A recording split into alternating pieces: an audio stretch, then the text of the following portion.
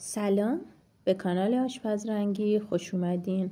امروز با آموزش خورشت خوشمزه ناردونی مرغ مخصوص شب یلدا در خدمتتون هستم.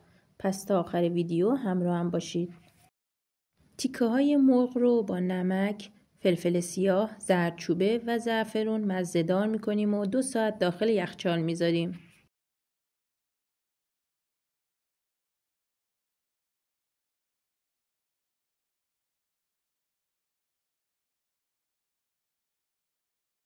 داخل تابه روغن و کره میریزیم. مرغ ها رو داخل روغن کمی سرخ میکنیم.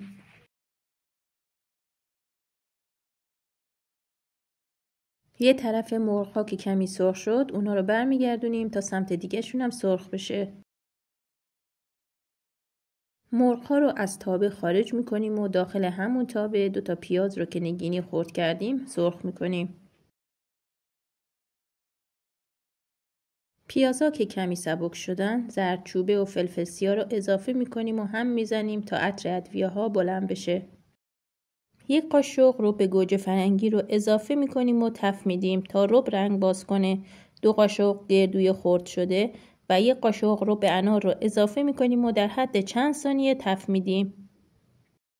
1 پیمونه آب انار طبیعی رو به همراه 1.5 پیمونه آب جوش رو به تابه اضافه میکنیم.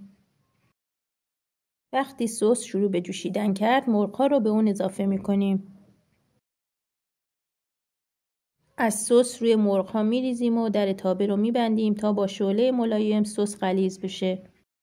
بعد از اینکه نیم ساعت از پخت گذشت مرغ‌ها رو برمیگردونیم. در تابه رو میبندیم. توی وسط‌های پخت خورش به اون نمک رو اضافه میکنیم. توی 10 دقیقه آخر پخت کمی زعفرون به اون اضافه میکنیم. از سس روی مرغ‌ها میریزیم.